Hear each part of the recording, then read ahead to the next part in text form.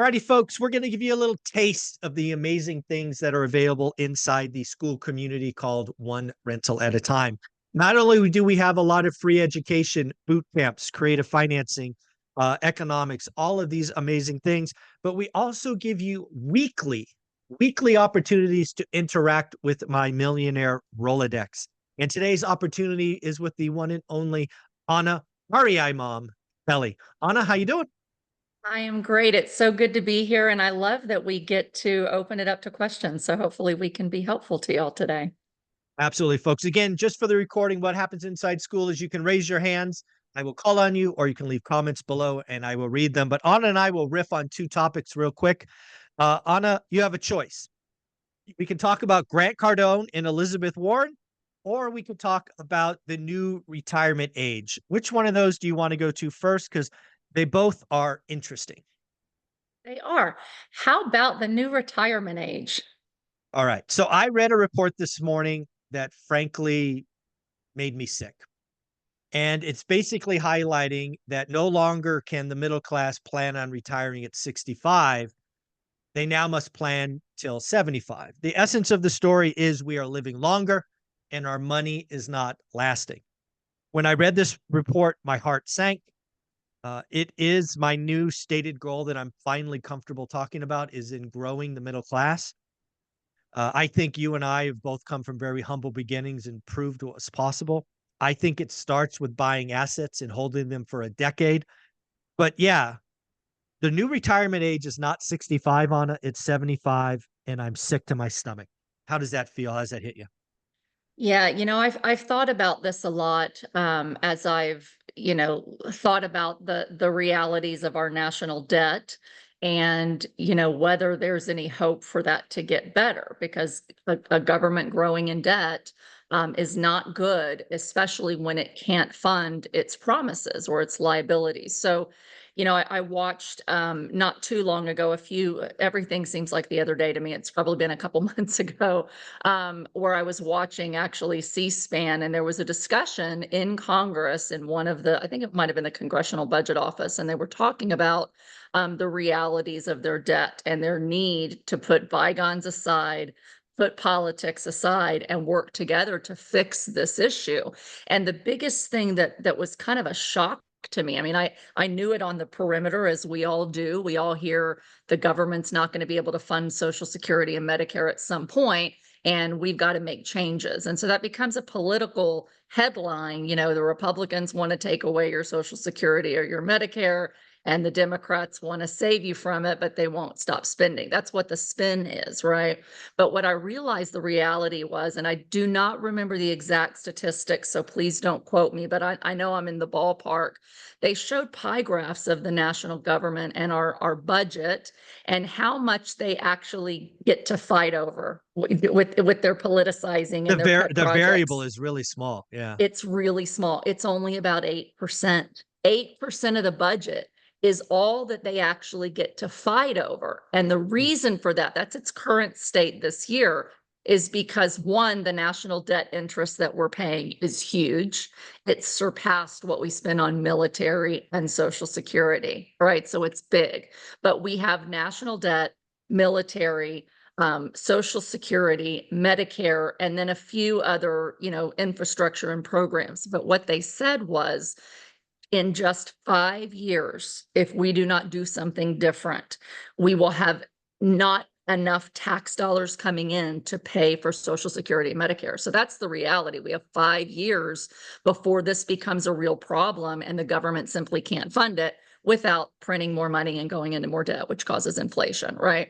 So the reality of that hit me. And when I realized how little room they have in the budget, it made me have to think my views on taxes, my views on immigration, my views on all kinds of things that I'm for and somebody on the other side might be against, really are skewed because they don't take into account the reality of how little money the government has to play with versus what's coming. And so in 5 years, we have, I don't remember the number, but it's millions more baby boomers retiring that are hitting that retirement age. And we will not have enough people working and taxing to fund it.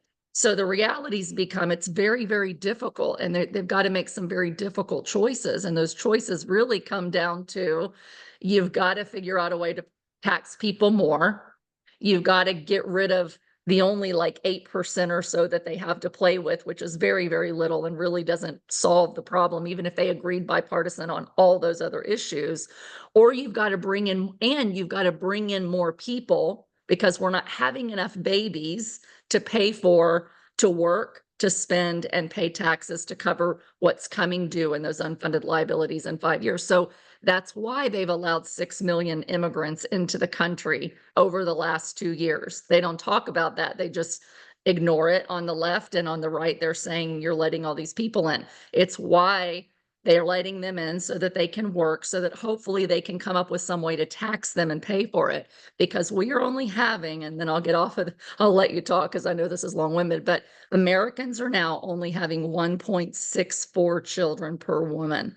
And you need 2.1 children per woman in any country generally to sustain the economy, to be able to pay for the unfunded liabilities and those that are older. So we are having a problem where more women are just not getting married. They're waiting longer. They're having abortions. They're choosing different lifestyles. Whatever their reasons are, we're not having enough kids. And so the first part is bring in more people, tax people more. The second part is in the future, you've got to pay out less. And what they also said that I think is really important to this conversation is that when Social Security and Medicare were put into existence, they set the retirement age at 65 because the average lifespan was somewhere around age 73. And I might have that just slightly off, but it was about 8 years that they expected to pay out retirement benefits and medical benefits. Now we're living a decade beyond that. And so they're finding that you're having to fund 18, 28 years longer, not quite 28, but 18 to 20, for the most part, getting people, close to 85 instead of 8 years. So they under budgeted how much everybody had to pay into Social Security and Medicare all these years because they underestimated by half by many, measures how much they'd have to pay out. So it's a real problem that we have to fix. It has to be done bipartisanly. And I think, unfortunately, the reality is going to be, at least for people that are not yet at that retirement age, they're going to probably pass legislation because they have to extend the retirement age. My guess would be up to 75. Now, we've seen that happen in the UK, and I watched a really interesting documentary of how it devastated people in the UK, especially those that were almost there, and then they took it away from them. They said, you got to wait 10 more years. So, we're usually behind the UK, but the problems are the same, and we're approaching them. So it's very sobering, serious issue with not a lot of good solutions. Yeah, well, I think all that's crap, frankly. I think it was Ronald Reagan that said, I'm from the government and I'm here to help. It's kind of like the most dangerous sentence ever Oh, spoken by man. sure. Uh, Sure.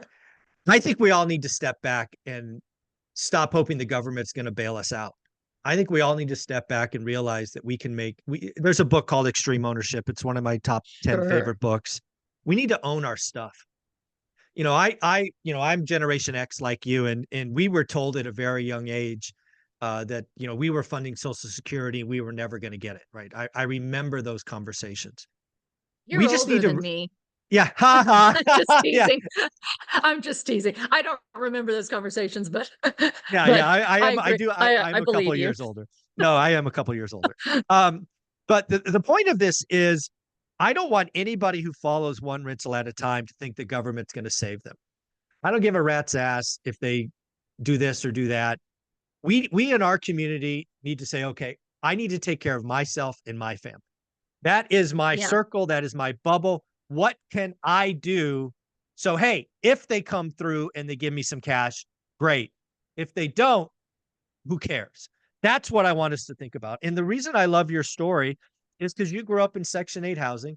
You busted your butt. You got a great job. You end up buying the big house. You're living the dream.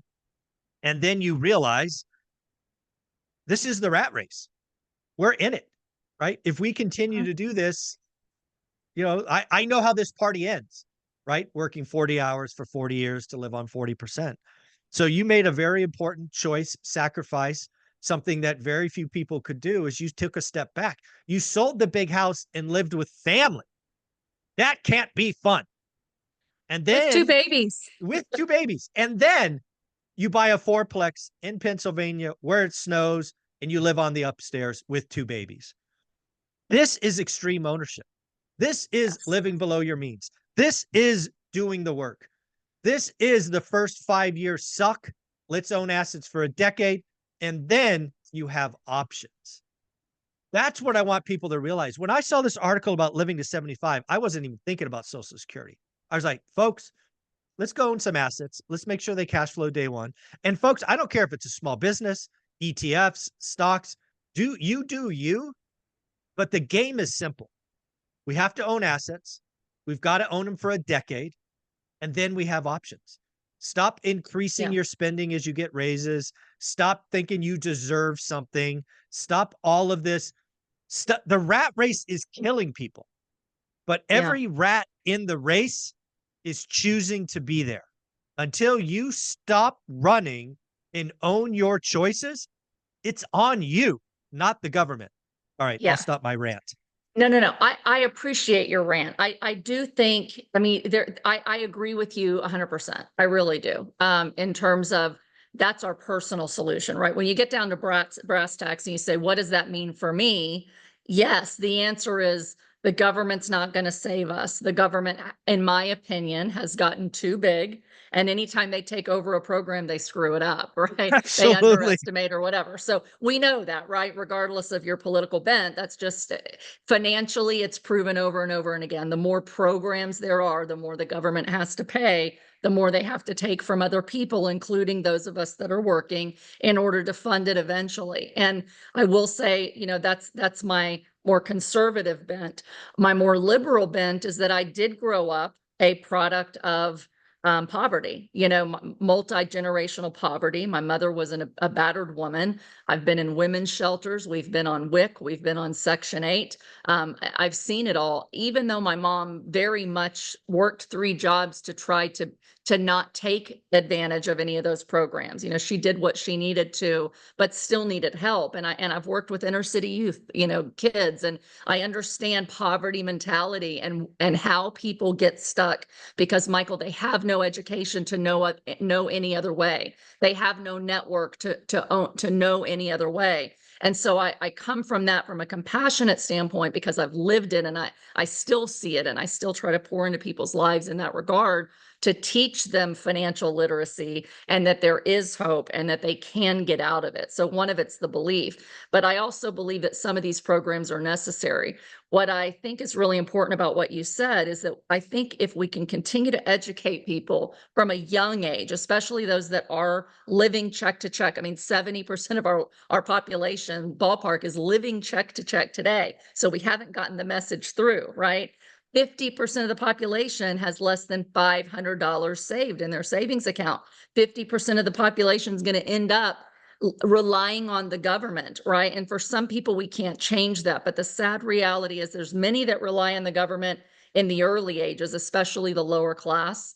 The middle class is trying to work hard to not have to rely on the government, and they've made some level of independence, but they far too often are taught that their end game is retire at 65, work your butt off, be independent, and then at 65, hopefully you have investments and a 401k so that you're not just relying on Social Security and Medicare.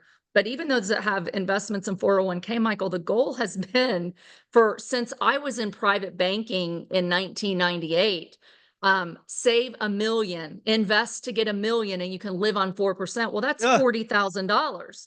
no thanks. $40,000 even 20 years ago, I realized as a young adult, that's not very much. I make more than that today as a single person. But today, $40,000, if you have more than one person in your family, can be at poverty level. So we have to make people understand even investing in the 401k and having some Social Security and Medicare probably isn't enough for you. So to your point, you have to say, how am I going to take my personal economy today in my hands, but also figure out a better way so that I'm not dependent on any of the Social Security and Medicare if it came to that point, because the government's not likely to be there to rescue you. So I agree with you completely. I just think it's a very complex situation, and it's part of why you and I are so passionate about educating people on, you buy a couple of rentals, you'll have not only the $1 million in equity, but you'll have significantly more cash flow than living on that 4%. You can live on easily six figures every single year in addition to your job today, in 5 years, and when you're 75, 85, 90. And so I'm thankful we found that path. And I agree with you 100%. That's our personal solution, whether Yeah. actively or passively. You've got to figure out how to have more money coming in with less and less of your time as you age to be able to take care of yourself no matter what happens in this country. Totally agree. I mean, the last thing I'll say on this topic, and then we'll go to Elizabeth Warren and Grant Cardone. Again, folks, remember you can raise your hand, you can put comments below. These sessions really are meant for you. Again, I want to bring to you millionaires with different views, different opinions, allow you to interact with them. So again, leave comments, raise hands, do all that good stuff. The last thing I will say on this topic before we go to Elizabeth Warren and Grant Cardone is, if you are with me and you're willing to, kind of stand up and say enough's enough already, everybody's going to be in a different position of life. So I'll say a couple of things that I would own. If I'm early in life and, I'm not making, you know, a significant income, whatever that is for your area, uh, invest in, growing yourself. I mean, my most valuable class, and I have, 6 years of post, high school graduate or education, was a junior college speech and debate, or a speech class. Sorry, not debate, just speech class. Find a way. Maybe now it's editing videos, or maybe it's, AI or whatever. If you're early, right, you're in your 20s and you haven't found your thing yet, um, go find that high paying trade, because there's somebody out there. Second, if you're early, don't poo poo trades. Being an electrician, a plumber, roofer. There's a lot of folks that are aging out, and we have a huge vacuum of folks not in the trade. So again, realize you don't have to go to college. If you don't have a return on investment of going to college for 4 years and getting six figures in debt, don't go, right? The trades are great. Now let's talk for folks midlife. Right? You're maybe like me. You didn't start doing anything until you're in your 30s, maybe 40s. You already have some life events. You already have a child or two or three. You already have student debt. You already have a mortgage payment. Well, I got news for you. You're going to have to make some sacrifices. In Anna's case, she sold the big house. In my case, we got meticulous on cutting our spending. We went from spending 100% to 50%. That was not fun. It's creating discretionary income is not fun. The rat race is not there to have discretionary income. The rat race is there for you to spend everything and credit. That's what we are consumers. We are told to do that. It'll be uncomfortable. But these are just things. And then lastly, we're trying to create disposable or discretionary income. Those are the seeds that become trees and mountains of wealth in the future. It takes 10 years, but it is so worth it. Yeah, All right, Grant. absolutely. And you have to do both parts, just to throw this in there, because I know we talk about this and there's a lot of social media, experts and wealthy people that have their opinions, but some will say you can't ever save enough. You just got to make more money. And the reality is it takes both. You have to both figure out a way to make more and figure out a way to spend less. And if you're making more, but you don't get disciplined and living below your means, you're always going to want more and bring your level of lifestyle up to your income. It's what we see. It's why 70% of the population, even if they're making plus $250,000 a year, are still living check to check. You have to live below your means while you work to expand your means. And if you always have that mindset, I still have that mindset. I still choose to live below my means, spend on what is really going to bring me joy and memories and impact, and then save on other things that, really would be easy to spend double the money on without much benefit. So constantly live below your means, work to expand your means. And that's how you're going to create wealth and keep wealth and sustain it over time. All right, we're going to do one more topic just to shout out Brandon. He has his hands up. He will be the first question we go to after we talk about Grant Cardone and Elizabeth Warren. Anna, I know this. I'm going to trust you know this. I would say that Elizabeth Warren and Grant Cardone are on opposite sides of the political spectrum. I don't think that's unheard of, right? Would that be fair to say? Probably.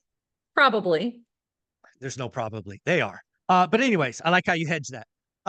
I don't know They enough. I don't follow Grant that much. I know who Grant is, obviously, and trust there's me, some things he's he on that says that side. I like, but I really don't listen to him for, too much beyond, you all got to make a lot of more money, and let me show you how to do it.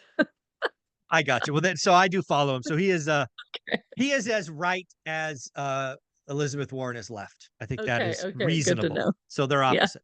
Um, but I had to check outside and see if pigs were flying. I tried to see if hell was frozen over because Elizabeth Warren and Grant Cardone agree on something. Wow. They both agree. Not, oh, let me say this. They both agree on something and they agree on it for the same reason. Sometimes you can agree on something, but you come at it from different directions. They both agree on something and for the same reasons, which I'll give you. They both are calling for the Fed, Jerome Powell, to cut 75 basis points tomorrow. This is what Wow. I got from Grant. Elizabeth Warren wrote a letter, essentially had the same things. Every indicator in the US is negative: jobs, wages, shipping, oil, mortgage, applications, housing starts, delinquencies, credit card. Everything is breaking. The economy is crumbling. Both Elizabeth Warren, Grant Cardone have called for a 75 basis point, but I know you personally have been leaning towards a bigger event coming in the economy where I'm more the rolling recession. What do you think, Anna? 75 basis points possible? What do you think? Possible, highly improbable. Um, you know, Again, just to clarify, you and I've talked about this quite a bit. My base case is more of a stagflationary environment and a recession. Potentially, we are in a silent recession. We are in rolling recession. I think we're going to have a technical recession and it's going to get worse. But there's things that could keep that from happening, like more government spending to prop up jobs and barely prop up GDP so they don't have to say that we're in a recession, right? There's also things that could make it deeply recessionary, such as a banking failure. So with that said, I think that the risk is much more on the economy is in trouble side than it is that we have a lot more inflation in the short term, in the cycle. Again, you and I've talked about, and it's really important to understand, there's a difference in cyclical time period and secular financial trends. So cyclical is what's going to happen in the next several months. Secular is longer term. So in the short term, there's much more risk. As I've been saying, I believe we're in a recession. It just hasn't been called, that the economy is going to rapidly decelerate if we don't cut rates. So I really think they should cut 50. I'm not at 75 though, because there are still sectors of the economy that are inflationary. And if the government continues to spend, and they will, as soon as we're in a recession, they will pump the helicopter money. Congress will give money. They'll give all kinds of assistance. The Fed will cut rates again. And that's going to increase the national debt, which is going to cause treasury rates to go up. And it's going to cause more inflation as they pump money into the system. The Fed also knows that as soon as they cut rates, the markets are initially going to rally. It's going to be great news. Then it's going to be the realization, if history repeats itself, and it usually does, after the Fed cuts rates, they're going to realize the Fed monetary policy is supposed to be a leading indicator. And if they cut too much, it's a warning. Whoa, recession is here. It's on the horizon. Things are getting bad. And that becomes a self-fulfilling prophecy. Corporations start to, cut jobs, unemployment rises. And again, that rapidly brings that on. However, there's a lot of money in the sidelines this time, Michael, and all that money on the sidelines can pump the system with money. And both of those things, whether it's money on the sidelines, pumping the system with money, or whether it's, home equity being tapped, as you mentioned last week, pumping the system worth of money, inflation could come right back up and we could have a double rise in inflation, just as has happened historically. So the Fed does not look at it only one way. They still say inflation could come back depending on how everybody reacts or if we have a recession. And therefore, I don't think they want to create one, panic by going 75 basis points. Some people think they'll create panic at the 50 basis point cut. And there was an uptick again last month in certain sectors of inflation that they look closely at, core and PCE. So I think they're going to try to be cautious. If they cut 50, they're going to say, we're not worried about a recession, just like they have. And they're going to try to calm those fears and that self-fulfilling prophecy and say, 50 is too tight. We want to go back to more neutral. We feel like 50 is neutral. Or they cut 25 and say, we saw some inflation. We're going to do it slowly. There's more rate cuts coming. But I think I think pigs would be flying, to your point, if they cut 75 bips. So I'm going to disagree with both of them and show my moderate conservative bent that I think they should go 50, but they'll still probably go 25. Yeah, this is what I've told folks. And this is actually the first Fed meeting in years where I actually don't have an opinion. I actually don't know what the Fed's going to do, but I do have an opinion on what happens based on the cut. So let me tell you this. So I think if they cut 25, they're concerned about the US economy. I think if they cut 50, they're afraid of the US economy. And just because we got this yesterday, if they cut 75, my answer is watch out below, something is breaking. So that's how I kind of categorize it. I have no idea what they're going to do. I can see logic for both starting big, declaring this. I don't know. So to me, it's concerned, afraid, watch out. That's how I categorize it. They don't want to telegraph that, but that is what they're thinking if they do. So absolutely 100%. Very, very cool. All right, folks, it is time for questions and comments. We have 2 hands raised. Again, you can go to the reaction button. There's a little tab there that says raise your hand. Just go there. Brandon, you're up first, buddy. What do you got? One of the questions I have is wondering if the Fed is trying to condition us for a higher inflation rate based off of the national debt. Because we know inflation shrinks that dollar impact. What we're also coming across, and we've lived all of our lives, all of us Gen X, they sold us 401k as the solution, and we're seeing it's not. This community is saying, government, you're not the solution. I'm going to take control of my own destiny. We know that, and I agree, assets create wealth and give us security. Unfortunately, the government, both in property tax and in income tax, are trying to strip our equity from us. Where's the biggest source? It's the general public. So they're trying to figure out how to strip our equity from us for their own spending habits. They want us to continue to consume, not by assets. They want us to consume. Every time they send a stimulus check, they talk about it. Buy TVs, buy hot tubs, buy whatever. They're not saying, hey, invest it in the long term. They're wanting us to consume so they can strip that equity from us. Yeah. So I think there's a couple of tidbits there. Let's go to the inflation one first. This is a conversation I've had with a couple of folks, Anna. I think Jerome Powell has been remarkably clear. They're not going to rest until the inflation rate's 2%, an average 2%. I don't know if you go to what is it called? Inflation Now or whatever that is. Inflation Now. Yeah, Trueflation. Thank you. It's actually 1.5 or something crazy already. 1.06 as of last Friday. 1.06. Yeah. So I think the Fed's going to declare victory pretty soon on that front. But I think Brandon brings up a great point. Do you think the Fed over the next, let's call it 3 to 5 years, could take this notion of 2% and gradually move it to 2.5 or 3? Because once again, one of the ways to make the debt go away, to Brandon's point, is absolutely inflation's a feature, not a bug, as I've said for years now. What do you think of that first?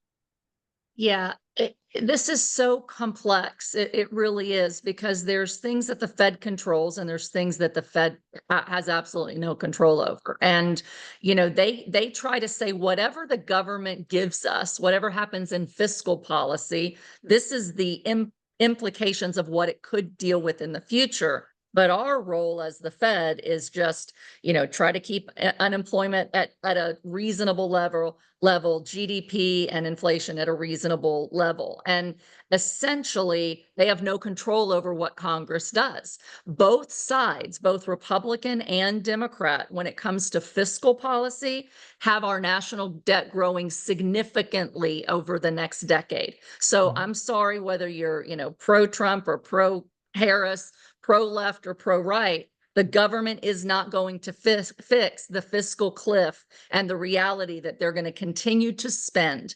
If they continue to spend, they must continue to tax.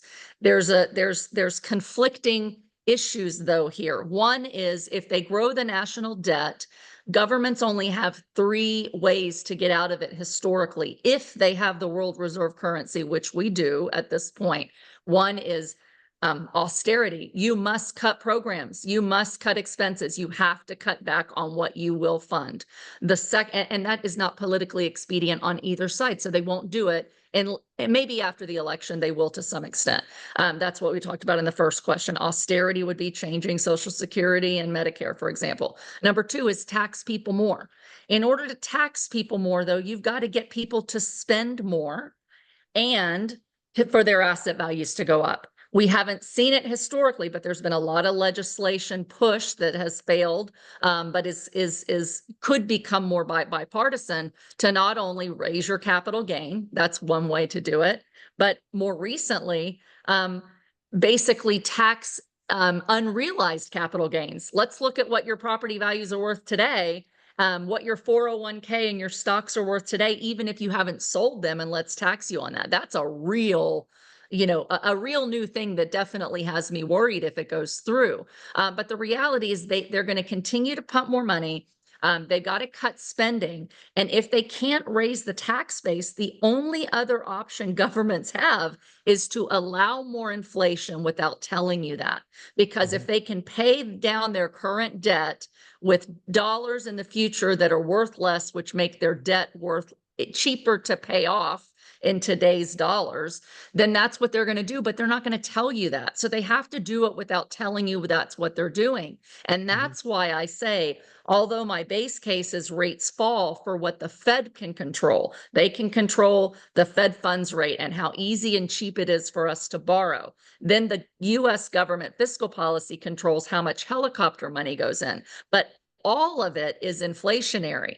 At the same time, our secular long-term trends are deflationary. We cannot create enough growth if we continue on this 40-year secular decline.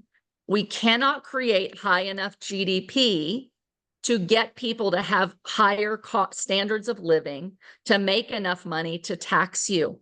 And that is deflationary. So that's fighting the opposite inflationary forces. And that's why I really believe we're going to have stagflation, a very low growth economy, because we don't have enough people spending. There's not enough people to tax. Eventually, the tax dollars still are not enough. Even if you taxed 100% all the billionaires, it's still not enough to pay our unfunded liabilities in 5 years.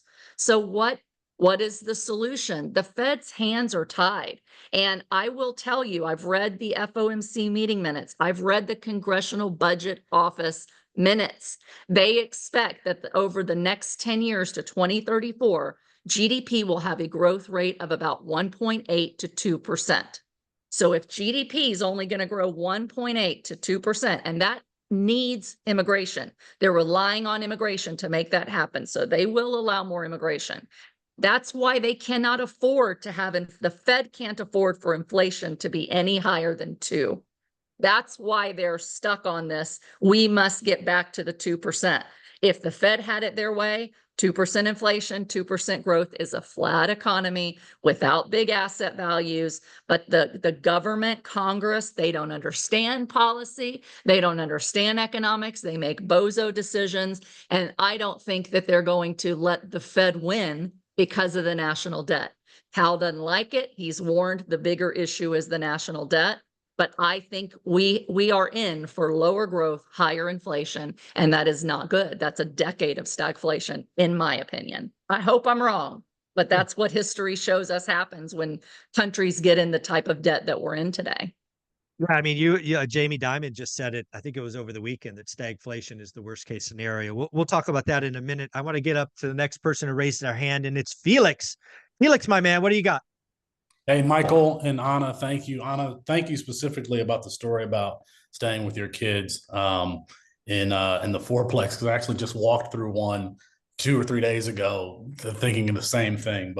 And sorry, my question is not, it doesn't apply to everyone. It's really just me. Right. Michael, saving that discretionary income, about 66% I'm putting towards getting the next door. I've got one under my belt now. And about 33% I'm putting in the stock market. My question is would you recommend, all of those assets? I'm maxing out my 401k. I'm going to do that. Yep. I'm not You including have a that. match? You have a match? Yeah, Okay. I do. But even on top of that, I'm putting some of my discretionary income in a separate individual brokerage account. Like, Sure. would you just, put all of those assets towards door number 2 and just focus on that, or play like the more patient route? So that's my question. Actually, you know what? Anna and I will both answer this question because I think we're going to go different. I was raised a gentleman, so I'll go ladies first. Anna? Thank you. I would say this, and I'm again, we probably don't need to say this, but this is not financial advice, Felix. I no longer have any securities licenses, and so I'm not allowed to tell you what to do with your stock money. But in my opinion, what I did that worked well for me, and what I believe is a wise thing to consider, I contributed enough to my 401k just to get my company match, because that was 100% return on my money, right? Then I decided I'm not going to get greedy with it, and I'm not going to wait for the stock market to have more ups and downs. Now, to be fair, I was wiped out about 2/3 of my 401k in the GFC because I was so heavily invested in stocks.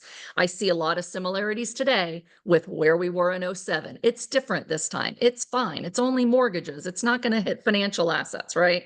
And I was a fool, and I lost a lot of money for doing that. I think that history shows us that in times of the market like today, where we are on the cusp of a big shift from an expansion to a contraction of some sort, the stock market does not do well during that contraction. Now, we've kind of defied the odds. They always say it's different this time because the stock market always rallies and asset values always go up before that shift, and then they start to fall. The bubble starts to pop. So personally, I think there's too much risk there, comparative risk in the stock market versus owning residential housing, which people always need. History shows us that in good times and bad, if you have good properties and you're providing good, safe housing in areas that have good schools and low crime, you will have your units almost full. People will prioritize paying their rent because they want to stay safe and secure for their families. So for me, if I were giving you advice, I would say max out your 401 match. Don't put anything else in the market. Whatever you have that's in the market today, maybe start taking some of your gains. You might be early, but I think we're close to there. And you might keep whatever in that market you can afford to hold a long term. But if you have gains that you can take and you can put it into buying another door more quickly, that's going to be much more resilient and probably produce better returns over the next decade for you than the stock market will if we have a flat economy or a contracting economy, even a recovering economy. And generally, Felix, a recession's 10 months average. Recovery's 2 to 3 years. So it's going to take you, if you put more money in the market today and you get big declines, it could take you well beyond those 3 years just to get back to normal. But history shows us that it'll probably take several years beyond that. The number of properties you could buy by taking that money now and using it as down payments on multiple doors to create real cash flow, to me, it's a no-brainer. But I'm negative the market. I've lived through too many of these cycles where I see what happens if you got a bunch of extra money. Now, I'll be going in when the markets fall because I'm already at an area where my wealth and my income is at levels that I've got enough money that I can say, okay, now I'm going to throw this in risk and let that grow over the long term. But if your financial goals are more income and slow growth, I'd put less in the market and I'd put more into more quickly buying your next property. Yeah. So again, it's really funny, Felix. If you know my story, right? I was a huge stock guy, turned 7 into 200 only to lose it all. So I didn't touch the stock market for 15 years. Again, not, financial advice. But to me, the real question is, hey, I'm just going to use some numbers just to make this interesting. Hey, I'm putting away $2,000 a month. I'm just making that up. When you say 33 and 66, that means that roughly $600 is going to the market, 1,400 is going to savings. And what I'm hearing you say in your question, Felix, is all $2,000 of that is eventually going to be the down payment for the next asset. That's what I hear you say. When I think about that split, first off, pretty conservative. I guess the biggest question to me when I think about this is you kind of played out the what if scenario, right? How long do I expect before I have enough capital to buy the next asset? That's the question I'm asking myself with your question. If the answer is, hey, I expect to have enough down payment in the next 6 months, maybe 9 months or less, again, personally, I wouldn't have a dollar in the stock market. I have no idea where we're going in the short term. If you're telling me, hey, it's going to be 2 or 3 years, at some point, to Anna's point, the market, if you look at the graph, it's up and to the right. So to me, it's a duration question, right? If you said 10 years, I'd be like, yeah, go ahead, put 30% in the stock market, right? Over 10 years, I think if you look historically over 10 years, there's not many years where you're down 10 years. So I think the biggest question, Felix, I would ask is how soon do you think you'll be ready for a down payment? And in my opinion, 9 months or less, I wouldn't want the risk of the stock market. Get 4 or 5% in a money market or a CD or something. Because again, a lot of people we're at all-time highs or near them. Jamie Dimon's talking about a lost decade. It feels really risky to me. Does that make sense, Felix? Yeah, it does. And the numbers that you used were kind of spot on. Actually. Like I've done this before. The only thing just to add to that, Michael, because I think you make some really good points. If we're always sold, and trust me, I was in private banking. I told my clients this, right? Over the long term, the S&P is going to do 8 or 9%. Now that's not adjusted by taxes. So you got to, reduce that in your fees. You might get 5, right? What's really in your pocket. That's if the market continues to do well. But if you buy and sell at the wrong time, or those PEs are wiped out and you have a bubble collapse, for your personal return isn't going to be that long-term decades return. We've seen, and there's a saying, pigs get fat, hogs get slaughtered, right? And so I just learned I'm not going to get greedy in a time in history that shows there's going to be more volatility where PE ratios right now, the market cap of the stock market is 200% of GDP. Before the GFC and the Great Depression, it was 108%. So our PE ratios, what people are paying for stock, are significantly higher than the bubbles just before major collapses. So I would say this is a time to be conservative with what you put in the market over the short term. Over the long term, when values tank, that's when you go in more into your 401, into indices or into specific stocks.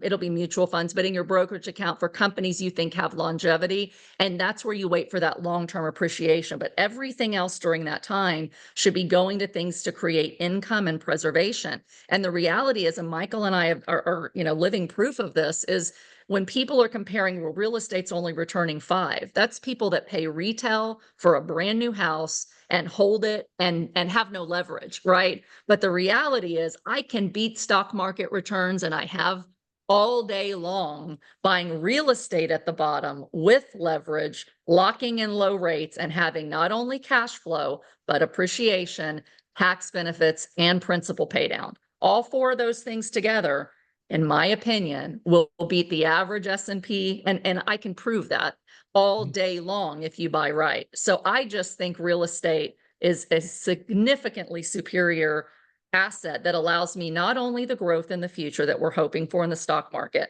but the income and the preservation. It meets all 3 of your lifetime financial goals: income, growth, and preservation. Very, very cool. Felix, we're good, yeah? Very cool. All right. Leah, you up next. You got your hand up.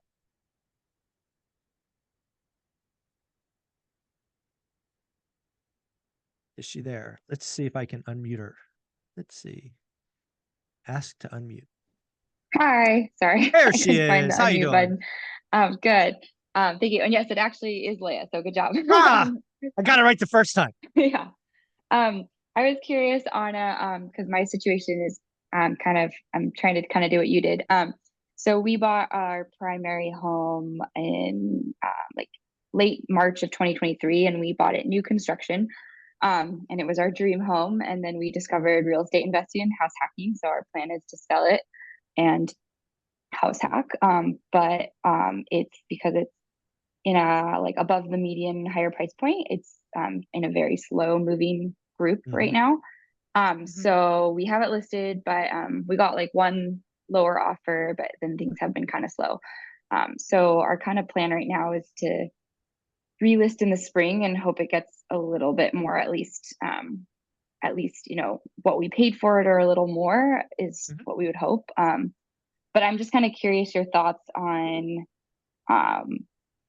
like balancing, you know, buying and, you know, wanting to take advantage of the buyer's market, but also having to be a seller and like knowing we're going to end up losing some sort of money because we had to put, you know, appliances and all that good stuff into the house. Right. And just kind of balancing those two. Leah, what is your interest rate and your payment right now? It is our interest rate is 6.375. And so our payment is 3633, so $3,633. And then we do have an HOA, which is why we can't like house hack in our current.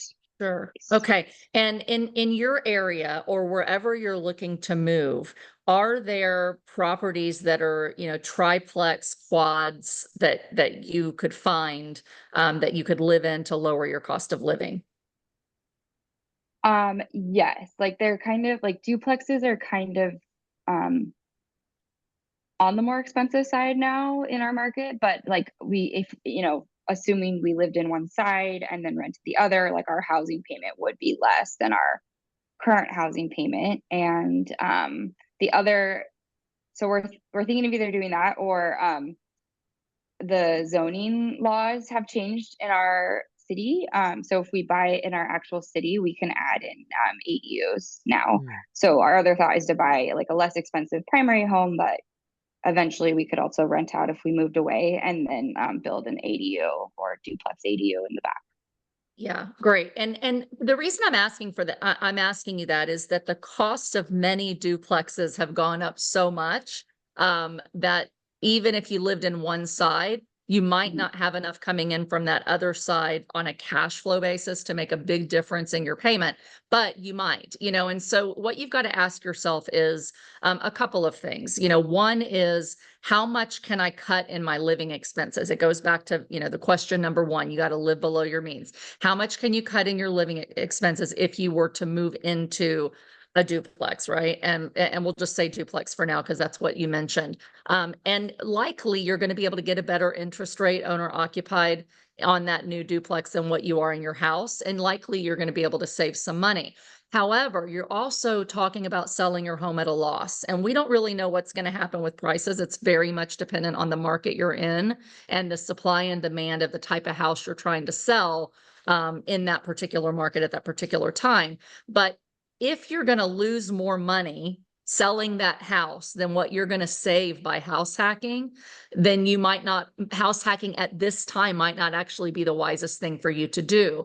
Instead, similar to house hacking, you could stay in your house, refinance it when rates fall as they're going to, and then take that savings from that refi to buy that new, that new duplex that's going to bring you in some cash flow, that the cash flow from that duplex also dumped onto your mortgage payment reduces your cost of living. So you can either house hack or stay where you are, get the cost down, buy another property, and it will have a very similar result without you feeling like you're stuck until you can sell that house. And we actually kind of did that. I mean, we house hacked in the 4-unit first, and when we relocated after living with my family for a year, but then we outgrew that, you know, and that's the other thing is the reality of your family size. We went from 2 of us and 2 kids in a 2-bedroom and a little office to two of us and pregnant with a third baby. And so we decided to rent a house instead of buy. So we rented a really nice house, much cheaper than I could have bought it for. And then now I had 4 units generating income that helped pay down my rent on my house. But it allowed us to have a nicer home, but use the rental income from the other properties to reduce our expenses in the same way that it did while we house hacked. And then we stayed in that rental property for several years while we continued to buy more real estate to bring in more income. So there's lots of ways to skin the proverbial cat. You just want to make sure that you're not losing money when you move. That's going to make it kind of negate the benefits of that house hack. Leah, when I think about your situation, and again, what I put out daily on the daily financial news, I frankly fully support it, right? I think we're in a buyer's market here through springtime. I wouldn't want to, and that means I wouldn't want to be a seller. I wouldn't want to be a seller Not yet. Of an asset right now. It's just too slow. Buyers are pulling back, certainly above the median, as you highlighted. I think sitting back, staying where you are, seeing where we get to February, March is okay. But also that's not permission to do nothing. I mean, I'm a big believer in you still got to learn the market. You still got to go kick rocks. You talked about building an ADU. You should be spending the next 4 or 5 months getting better, getting more educated, right? Does your city have approved plans? What's the cost per square foot? What does the lot have to look like to have an ADU? The other thing I think about, and again, I don't know your situation at all, but again, something else I think about is, you know what? Maybe there's a roommate, maybe there's a family friend, a cousin, or somebody that I know, trust, and respect that I wouldn't mind putting in that 4th bedroom or whatnot, just to add a little bit. There's lots of things you could do to make this next 4 to 5 months a little bit better. But as far as your timing goes, I fully support that. Does that make sense? Yes. Thank you so much. Of course. Well, we got time for one more question, Anna. I do have a hard stop at 9 o'clock, as you know, so we'll go to I'm going to say Vianney's question, and hopefully get this in 5 minutes or so. There she is. Hi. Oh, where'd she go? We can hear you. Oh, there she is. Can you hear me? I can. How are you?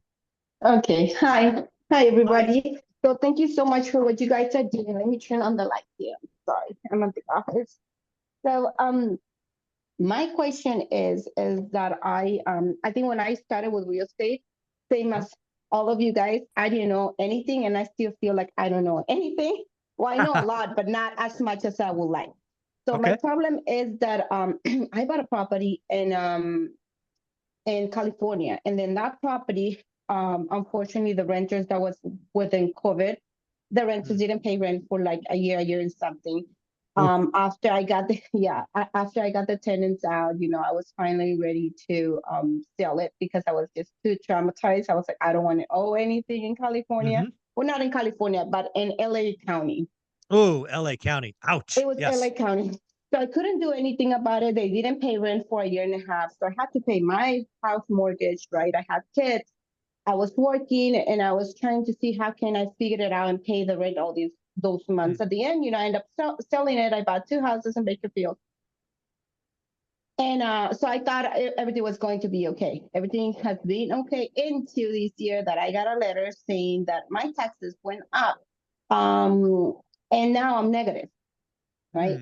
They said that there was a glitch in the computer, and I was paying taxes based on the taxes of the previous owner. So they redid the taxes, and now I'm actually negative on this property. So I'm thinking, what am I going to do now? If I sell the property, I'm not going to make any money. I'm actually going to end up losing money because right now the houses are staying a little bit longer. People are negotiating prices and so on. But if I stay, I have to carry the negative sign, which that's not what I wanted to do because I purchased the house because that was positive. Yeah. So what do you guys recommend in those situations? Yeah. So this is kind of my Norris Drive story, just with different variables, but it happens to all of us in the beginning, right? In your case, it sounds like when you bought it, the Bakersfield tax assessment didn't reassess at purchase. That is absolutely totally legal. That's what they're supposed to do, right? They're supposed to come in and say, hey, you bought that was a transaction. we're going to come and reassess it. The good news is Prop 13 allows it. It won't be that big jump in the future. So like Norris Drive, I unfortunately had a negative cash flow, again, what I call an alligator, for about 2.5 years. Once you're in it, you got to learn the lesson. You got to, next time realize that property taxes will be reassessed at purchase price. You've got to find ways to kind of staunch the bleeding. Can you do the binder strategy like Dion talks about? And maybe you're below market. Maybe there's a way you could try to shave expenses. Maybe you can increase your deductible on insurance. Because at this point, you're trying to find those couple of $100 that makes it better. So if you take your deductible on your insurance from $2,500 to $5,000, maybe there's some savings. Take it to $10,000, maybe there's some savings. Maybe there's some way you can increase rent. Maybe add laundry, right? Maybe add some coin-op laundry machine. You've just gotta. You got to get creative. Maybe with rates coming in, you'll get bailed out and we could do a refi in 6 months or so. But once you're in it, you got to learn the lesson and then look for the edges. I'm sorry. Does that make sense? I agree 100%. Thank you. What do you guys recommend for us to learn how to know exactly how our taxes so in California, yeah. So in California, you can just go, you can actually just Google California property taxes. There is a ratio or a formula. I don't remember it off the top of my head. You can also go to title, because basically there's two values. There's the building and the land. I'm going to give you rough numbers. I think land value in most of California, I don't know Bakersfield, is about 22% of purchase. And then there's the building. And I think the formula is 1.2%. Maybe it's 1.22. But again, you could Google California property tax, because that's something California got right. It is a formula that we can get pretty close. Okay. Yeah. Okay. Yeah. So folks, I am sorry. I have a podcast starting in 1 minute that I will almost be late for. You guys are all amazing. This is our school community. Anna was our millionaire guest this week. Tomorrow, you are in for a treat. You've got Matt and Dion at 8 o'clock. And then on Sunday at 8 a.m., you got this one and only Simon, the uneducated economist. Talk to you guys later. Bye. Bye. Thank you.